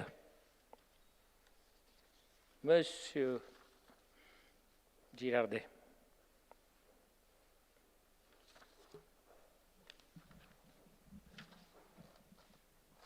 Monsieur le Président, Mesdames et Messieurs les conseillers et conseillers, comme mentionné dans le préavis, ceci a été traité dans le cadre du Conseil intercommunal sur les préavis 67 et 68 et peut-être ça peut intéresser la Commission d'aller se prendre connaissance de ce qui a été traité. Ça peut donner des informations intéressantes et complémentaires. Il suffit d'aller sur le site du Conseil intercommunal de Région de Nyon et vous trouverez les préavis et les rapports à la fois de la Commission ad hoc et de la Commission des investissements régionaux. Merci, M. Girardet. Effectivement, cela semble être une source d'information certainement complète et exhaustive. Est-ce qu'il y a d'autres prises de parole? Monsieur Messmer? Très bien. Je vous remercie, Monsieur Messmer. La parole ne semble plus être demandée, donc la discussion est close et nous pouvons passer au point 15 de l'ordre du jour dans les autres objets. Donc, réponse de la municipalité au postulat de M. Sébastien Bertherin intitulé « Pour un développement de lieux de street workout à Gland » et nomination d'une commission. Donc, la séance est fixée au mardi 7 septembre à 19h à la salle Maublanc du bâtiment Montolian en compagnie du municipal responsable, M. Gilles Davoine. Madame la secrétaire, pouvez-vous nous donner les noms des commissaires, s'il vous plaît? Premier membre, Vilaine Véronique, PS Les Verts. Membre, Bertherin Sébastien, GDG. Grandjean Dimitri, GDG. Asselin Timothée, PLR. Guibert Jean-Marc, UDC. Merci, Madame la secrétaire. La discussion est ouverte. La parole ne semble pas être demandée et la discussion est close, ce qui me permet de passer au point 16 de l'ordre du jour, réponse de la municipalité au postulat de Mme Nithya Duella intitulé « Pour une réduction du gaspillage alimentaire et une meilleure gestion des invendus dans la ville de Gland et nomination d'une commission ». Je vous rappelle que la séance est fixée au mardi 7 septembre à 19h aussi à la salle 3 du bâtiment de Montolier 2, en compagnie de la municipale responsable, Mme Isabelle Monet. Est-ce que vous pouvez nous donner les noms des commissaires, Madame la secrétaire? Premier membre, Di Felice Maurizio, UDC. Membre, Nicolet Jean-Luc, GDG. Joie Aurélien, GDG. Félix Caroline, PS Les Verts. Million Sabine, PLR. Donc, merci Madame la secrétaire. La discussion est ouverte. La parole ne semble pas être demandée. La discussion est close et ceci nous permet de passer au point 17 de l'ordre du jour, qui est la réponse de la municipalité à l'interpellation de M. José Cayano pour la plateforme PS Les Verts Pop intitulée « Critères et sélection des commerçants de notre marché hebdomadaire ». Monsieur Cayano, êtes-vous satisfait de la réponse de la municipalité? y a le micro qui va arriver immédiatement. Merci. Merci, Monsieur le Président, Mesdames et Messieurs les conseillères, conseillers. Je voudrais remercier la municipalité de nous avoir envoyé le projet de réponse de mon interpellation du dernier conseil. Toutefois, je remarque que dans cette réponse, il manque passablement de réponses. Comme annoncé et conscient des nombreux points de réponse, je pensais et j'avais l'espérance que la municipalité aurait le temps, en 2 mois, de pouvoir répondre à un minimum. Cependant, je tiens tout de même à partager, mesdames et messieurs les conseillers, un point essentiel. La municipalité précise dans sa réponse ceci. Il y a pour mission de favoriser les échanges commerciaux avec les acteurs qui ne disposent pas d'une échoppe ou d'une enseigne à proximité. Et la municipalité va même, dans les conclusions, faire une analyse très complexe. Il ressort clairement que favoriser un marchand sur la base de son domicile professionnel ou privé glandois aurait un effet contraire à celui recherché, soit d'enrichir l'offre globale et mettrait paisiblement l'entreprise en péril. Je peux maintenant comprendre les raisons pour lesquelles la boulangerie Raphaël a fermé ses portes. Il serait quand même important d'avertir Benjamin Fleur que ce serait peut-être le prochain. En conclusion de ces réponses est largement insuffisante et relève une gestion discriminatoire pour les commerçants de glands. Si à l'avenir la municipalité prétend donner des réponses aussi vagues, je remercierai infiniment qu'elle nous le fasse savoir afin de nous éviter de perdre notre temps. Merci beaucoup. Merci, M. Cayano. Je prends note de votre insatisfaction. Est-ce qu'il y a une réponse, M. Crettini? Oui, Monsieur le Président, Mesdames et Messieurs les conseillères et conseillers. Alors, effectivement, nous avons répondu dans un sens global pour indiquer quelle est la politique de maintenance d'un marché qui doit pouvoir trouver sa capacité économique à pouvoir être pérennisée. Et dans ce sens-là, il n'y a effectivement aucune priorité à devoir mettre en place à ce niveau-là par rapport purement au domicile. C'est ce que l'on explique dans le cadre de la réponse. Maintenant, il faut juste voir que dans les faits, les commerçants glandois sont quand même assez facilement retenus. Regardez juste au niveau, par exemple, des vignerons. Au niveau des vignerons, tous les vignerons qui ont actuellement été présentés au marché ont tous exploité ou exploitent des parcelles à glands. Au niveau du pain, vous souleviez l'histoire de Raphaël, eh bien, le pain de Raphaël est actuellement vendu sur le marché par une autre personne, mais il est vendu sur le marché. Et nous avons plusieurs exemples à ce niveau-là qui montrent qu'effectivement, les marchands glandois ne sont pas du tout discriminés. Ce qu'on ne veut pas, c'est mettre d'office et de manière régulière et continuelle, finalement, des règles de priorité qui peuvent nous mettre dans une situation difficile quand il faut rechercher, parce qu'on doit rechercher à tout bout de champ, il faut compléter finalement les marchands qui sont là. Et dans ce sens-là, on a une ligne à tenir. Au niveau du label, hein, on vous a expliqué un petit peu quelle était la vision, c'est-à-dire d'avoir finalement un effet marketing par une question d'avoir un marché qui est un marché qui traite les produits de bouche. Et dans ce sens-là aussi, il y a certaines priorités que nous avons qui sont des priorités plus liées à la question à tout ce qui peut amener de la diversité dans le marché, plutôt que sur des priorisations liées aux questions géographiques. Voilà, c'est quelques compléments.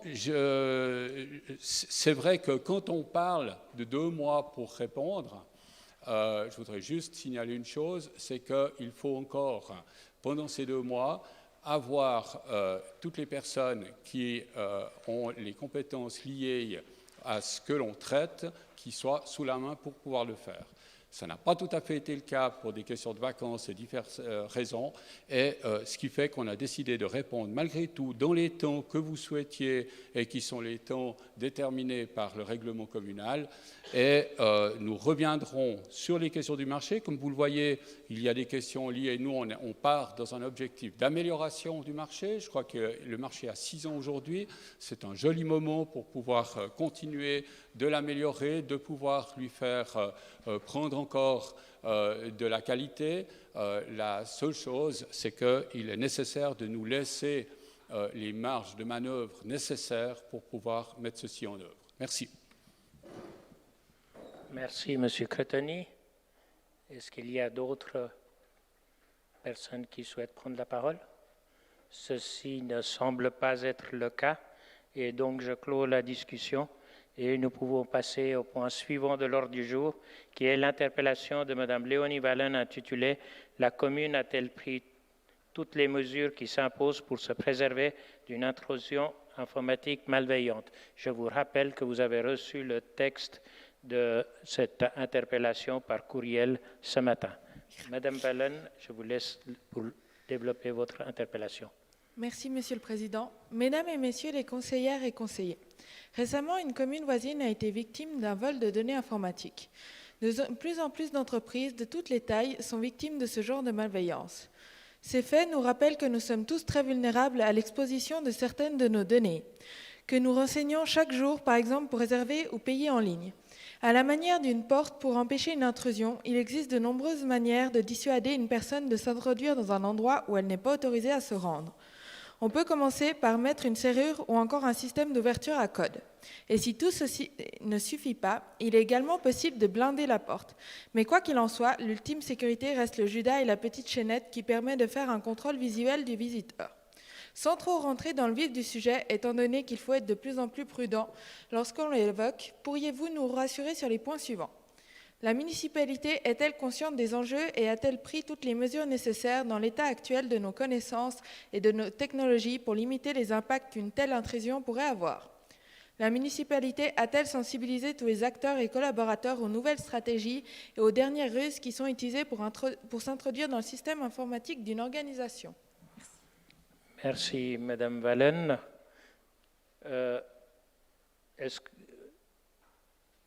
Madame Vilaine. Monsieur le Président, Mesdames, Messieurs les conseillers, je rajouterai volontiers comme question complémentaire. Alors désolé, l'interpellation est arrivée aujourd'hui, j'étais pas disponible pour répondre par écrit. Est-ce qu'il est prévu des audits de sécurité et s'ils ont lieu, à quelle échéance et qui les mène en fait? Merci. Merci, ce sera rajouté sur le procès-verbal pour être ajouté comme question. Est-ce que la municipalité souhaite répondre séance tenante? Oui, Madame la syndic. Monsieur le Président, Mesdames et Messieurs les conseillères et conseillers, la municipalité souhaite répondre à l'interpellation de Madame Wallen directement. Et je remercie le bureau qui a transmis l'interpellation de manière à ce qu'on ait pu préparer cette réponse sur un sujet d'actualité et qui est évidemment très important. À la question, la municipalité est-elle consciente des enjeux et a-t-elle pris toutes les mesures nécessaires dans l'état actuel de nos connaissances et de nos technologies pour limiter les impacts qu'une telle intrusion pourrait avoir? La municipalité donne la réponse suivante.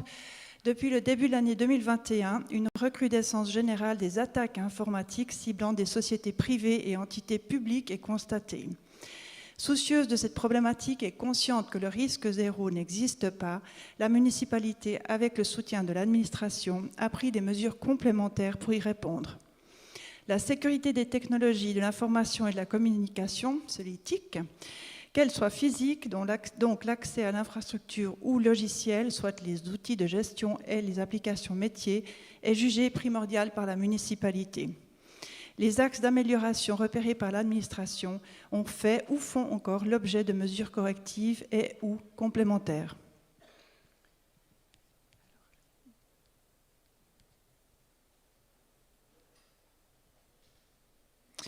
À la question posée, la municipalité a-t-elle sensibilisé tous les acteurs et collaborateurs aux nouvelles stratégies et aux dernières ruses qui sont utilisées pour s'introduire dans le système informatique d'une organisation? La municipalité répond une formation sensibilisation à la cybercriminalité a été organisée par l'administration en collaboration avec un spécialiste du domaine. S'adressant à tous les collaborateurs, cette formation est optionnelle pour celles et ceux qui ne disposent pas d'un environnement de travail informatique ou nos collaborateurs auxiliaires, mais elle est obligatoire pour les autres. Après avoir suivi cette formation, tous les collaborateurs disposant d'un environnement de travail informatique doivent signer les nouvelles directives informatiques qui ont été validées par la municipalité lors de sa séance du 17 mai 2021. À noter également que ponctuellement, les collaborateurs et collaboratrices sont sensibilisés par courriel à des cas concrets, par exemple des tentatives de piratage et de mots de passe sur nos systèmes de messagerie. La municipalité et l'administration maintiennent leur attention et continueront de déployer toute la vigilance nécessaire à la sécurité informatique de notre ville. En ce qui concerne la question de Madame Vilaine, j'ai assisté hier matin à une séance d'information de l'UCV qui nous recommande un audit par la société CyberSafe. Et cette association met à disposition des communes un certain nombre d'outils dans le but justement de faire un audit. Donc voilà, ça c'est l'information que je peux donner. Pour le surplus, je crois qu'il faut être conscient qu'il est inutile de se mettre en danger, de trop parler de ce sujet pourrait aussi créer des difficultés. Et je vous remercie de votre compréhension et de votre confiance envers les efforts qui sont faits par la municipalité pour endiguer ce fléau. Merci beaucoup. Merci, Madame la syndic. Madame Vallen, êtes-vous satisfait de la réponse? Merci, Madame Vallen. Madame Vilaine, votre question reste ouverte, sachant que la municipalité a partagé avec le bureau le fait qu'elle ne souhaite pas partager toutes les mesures techniques et les détails de sécurité pour ne pas créer des vulnérabilités publiques. Merci. Est-ce qu'il y a d'autres personnes qui veulent prendre la parole? La parole ne semble pas être demandée. Et je peux clore la discussion et passer au point 19 de l'ordre du jour, c'est-à-dire l'interpellation de M. Pascal Riesen pour le groupe UDC intitulé Tour Suisse Côte. Monsieur Riesen, voulez-vous développer votre interpellation? Voilà, il y a le micro qui arrive et il est là. Monsieur le Président, Mesdames et Messieurs les conseillères et conseillers, le nouveau plan d'aménagement Lacreto autorise la construction d'une tour de 60 mètres en voisinage direct d'entreprises, d'immeubles et d'habitations d'un quartier résidentiel. Gland est fier de son label Cité de l'énergie. Ses concitoyens ont investi et suivi les encouragements de la commune en matière d'énergie renouvelable. Cela place la commune dans une perspective évolutive et pionnière dans la transition énergétique. Dans l'hypothèse de la construction d'une tour de grande hauteur, celle-ci implique forcément des dommages collatéraux. L'impact cumulé des ombres projetées sur les résidences a pu être estimé à un total supérieur à 800 heures annuelles seulement sur la zone habitée. Force est de constater que la qualité de vie dans ce quartier sera péjorée par la diminution du temps de luminosité, de surcroît pendant la saison froide déjà plus sombre et plus demandeuse en énergie. Outre cet aspect, l'impact sur la productivité photovoltaïque sera notoire, que l'on parle des investissements réalisés ou à venir. Nous avons donc pour la municipalité les questions suivantes. Qu'a prévu la municipalité pour pallier à cette baisse de qualité de vie qui, combinée à l'impact de l'augmentation du trafic, péjore le bien-être des habitants dans le quartier? Qu'en est-il de la compensation pour perte de rendement des installations en place et la remise en question des projets photovoltaïques en cours et à venir? Nous souhaiterions, dans la mesure du possible, une réponse écrite de la municipalité lors du prochain conseil. Je vous remercie de votre attention. Merci, Monsieur Riesen. Je relève que l'interpellation invite la municipalité à y répondre par écrit lors du prochain conseil. Donc, est-ce que la municipalité souhaite quand même répondre tout de suite? Oui, Madame la syndic. Monsieur le Président, Mesdames et Messieurs les conseillers, conformément à la demande de l'interpellant, la municipalité répondra par écrit lors du prochain conseil. Merci, Madame Christine Giraud. La parole et la discussion est ouverte. La parole ne semble pas être demandée, donc la discussion est close et je passe au point suivant de notre agenda. Avant d'y passer, notre juriste municipal m'a rappelé qu'une interpellation doit être faite par écrit. Donc, si vous souhaitez que la question soit répondue, il faudrait nous soumettre une interpellation écrite, peut-être pour la prochaine fois. Merci. Donc, je passe au point 20 de notre ordre du jour, qui est la nomination d'une membre à la commission de gestion. Suite à la démission de Mme Patricia Storti au sein de cette commission, le poste est à repourvoir. Monsieur Martin Elstrom, avez-vous quelqu'un à nous proposer?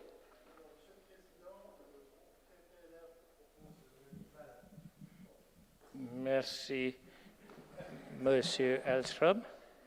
Est-ce qu'il y a d'autres propositions? Le vote est ouvert. Qui est d'accord pour l'élection de Mme Wallen?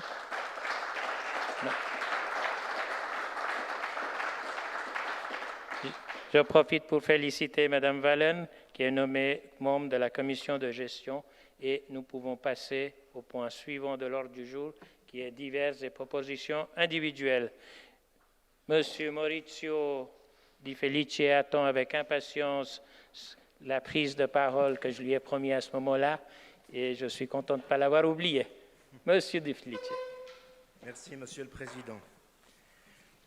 Monsieur le Président, Mesdames et Messieurs les conseillères et conseillers, pour donner suite à mon courrier et j'espère clore ce chapitre, je me suis permis de coucher sur le papier quelques éclaircissements afin de ne pas se perdre en conjectures. J'ai bien reçu le courriel de la chef de groupe tentant de justifier sa prise de position. Dans celui-ci, Mme Willen se dit choquée par le fait que j'ai envoyé des courriers sans l'en avoir informé au préalable. J'en prends bonne note, mais je pense... mais que pensez-vous de mon état d'esprit à la lecture d'une telle infamie? J'aurais pu répondre comme l'a fait ma collègue Mme Buffa, mais le débat n'aurait pas servi de leçon quant à la propagande de rumeurs mensongères. Mme Willen répond également que l'info était d'ordre privé sur la page d'un ami, soit. Mais je suis sûr que Mme Willen connaît parfaitement le fonctionnement des réseaux sociaux, bien mieux que moi en tout cas, et si l'info était d'ordre privé, je n'aurais pu ni la voir ni la lire. Je ne sais pas ce qu'en pensent les juristes présents dans l'Assemblée. Ensuite, une petite leçon de mathématiques. Lors de l'élection du premier vice-président du Conseil, élection dont je vous rappelle qu'elle se déroule à bulletin secret, 7 membres du Conseil ont semble-t-il voté blanc. Mme Willen en a donc conclu que l'ensemble du groupe UDC Ville de Gland s'était abstenu de voter pour son candidat. Le groupe UDC Ville de Gland se compose actuellement de 7 membres. Mon collègue Alain Pernet était excusé le 23 juin, tout comme ce soir. Résultat, 7 moins 1 égale 6. D'où mon interrogation de savoir d'où venaient ces informations. Cela m'a semblé suffisamment grave pour en informer le président du Conseil et par voie de conséquence la municipalité et le préfet. À ce stade, il ne m'a pas paru utile d'en informer directement Mme Willen, car à part s'envoyer des amabilités d'usage, cet échange n'aurait pas servi de leçon. Il ne s'agit pas là d'une petite guéguerre entre partis, mais pour moi, Mme Willen, peu importe que ce soit à titre personnel ou au nom de son groupe, a clairement franchi une ligne rouge, raison pour laquelle j'ai porté ce débat sur la place publique. Quand je suis entré en politique, on m'a dit « Tu as le droit de ne pas être du même avis, tu as le droit de critiquer une idée ou une opinion, mais jamais tu ne critiques une personne. Je laisse aux membres de cette Assemblée le soin d'en tirer les conclusions qui s'imposent et pour ma part, j'en resterai là, tout en prévenant que la prochaine fois qu'on s'attaque à ma personne, à mes collègues du groupe ou au nom de mon groupe, je serai nettement moins clément. Je vous remercie de votre attention. Merci, M. Di Felice. Est-ce qu'il y a d'autres? La discussion est toujours ouverte. M. Calabrese. Vous allez avoir la possibilité de parler en stéréo ce soir. Superbe. D'habitude, j'écoute en stéréo avec mes 2 filles, mais parler en stéréo, je n'avais encore jamais fait. Monsieur le Président, Mesdames les conseillères, Messieurs les conseillers, la première chose, c'est un mea culpa. J'ai effectivement bien reçu le document que notre secrétaire nous a envoyé, qui est arrivé par email avec toutes sortes d'autres documents que je n'ai bien sûr pas pris le temps de lire correctement. Je m'en excuse et j'en suis désolé. Mais je pense que je ne dois pas être le seul. Ce sera 3 coups de fouet.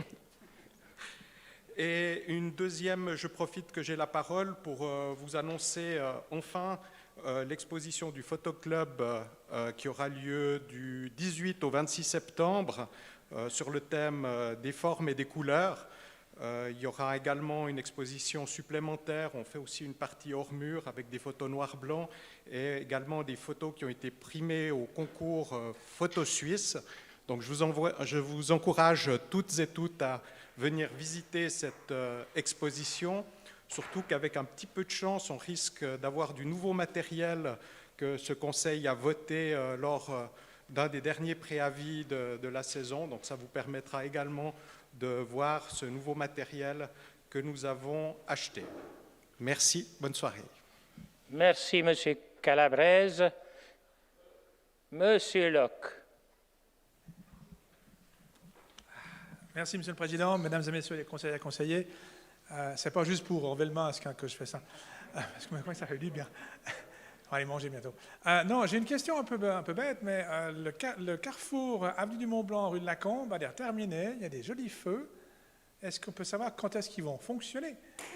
Tout bête, hein? Merci.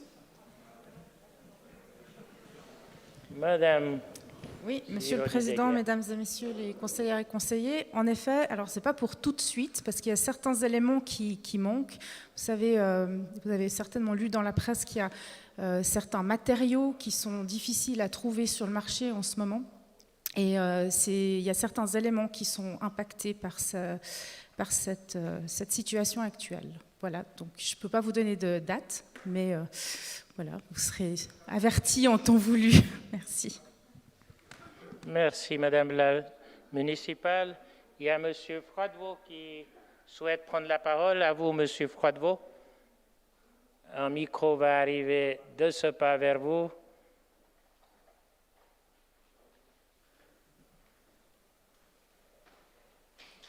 Merci, Daniel. Merci, Monsieur le Président, Mesdames et Messieurs. Nous avions un point que nous avions apprécié, en tout cas que certains avaient apprécié pendant cette pandémie, c'était les communications écrites de la municipalité. Actuellement, Mesdames et Messieurs, la partie officielle du Conseil dure depuis 32 minutes. La municipalité est intervenue le temps de votre épisode préféré, de votre série préférée, puisqu'ils sont intervenus pendant 41 minutes tout à l'heure. Donc j'aimerais remercier Thierry, évidemment, pour ça. Mais est-ce que les membres de la municipalité sont conscients que trop d'informations tue l'information? Vous avez donné tellement d'informations ce soir, à part ça, sans vouloir parler que de la longueur, que pour ma part, en tout cas, peut-être que j'ai quelques limites intellectuelles ou autres, mais moi, je n'ai pas gardé 10% de ce que vous avez dit. Ne serait-il pas plus utile d'avoir que les informations essentielles qui soient données? Et peut-être que j'invite le président et le bureau qui étudie une modification du règlement, d'étudier une modification de l'article 66 du règlement. Soit en mettant les communications municipales en fin de conseil, ce qui, par nature, réduit assez fortement le nombre d'interventions, soit organise une séance d'information au début de conseil non facultative pour les personnes qui sont friands de tout savoir sur la vie professionnelle, enfin la vie de municipal. Donc je remercie en tout cas d'abord la municipalité peut-être de faire autrement et puis le bureau du conseil de réfléchir à modifier cet article du règlement. Je ne vais pas faire trop long parce qu'après on va comptabiliser mon temps également. Je vous remercie. Merci, Monsieur Froidevaux. Je crois que ça complète ce que j'avais précisé. Mais bon. Est-ce qu'il y a d'autres? Oui, Monsieur Joie.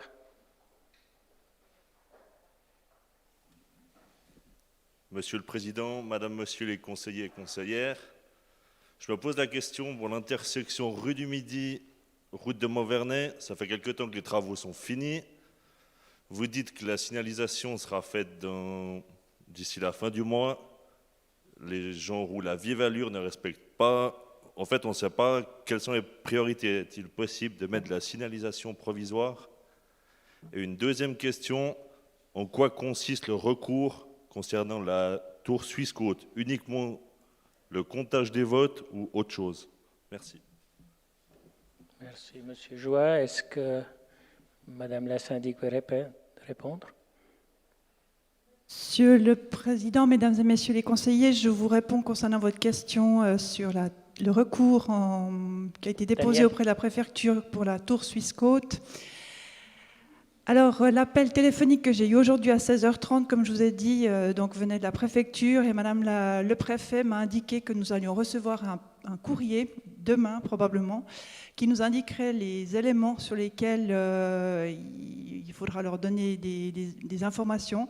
Et elle m'a aussi précisé que le recours portait en particulier sur le recomptage, bien sûr, des signatures engrangées. Mais voilà, j'attends maintenant le courrier officiel pour qu'on puisse en prendre connaissance. Merci. Merci, Madame la syndic. Monsieur Mesmer. Monsieur le Président, Mesdames, Messieurs les conseillères et conseillers, m'autorisez-vous à profiter de l'opportunité de ce soir pour demander aux membres de la commission de gestion, nouvellement élus, de bien vouloir se réunir à l'issue de cette séance là-bas afin que nous puissions tous ensemble déterminer une date de notre première séance. Je vous remercie. Merci, Monsieur Mesmer. Donc, vous avez tous entendu. Pour les nouveaux conseillers, je rappelle pour les anciens, lorsque vous êtes premier membre du conseil, je crois que Madame la secrétaire nous prépare une enveloppe qui est prête et le premier membre est invité à venir rechercher ce dossier qui lui permettra de faire les décomptes des séances. Je vous remercie. Est-ce qu'il y a d'autres? Madame Vilaine.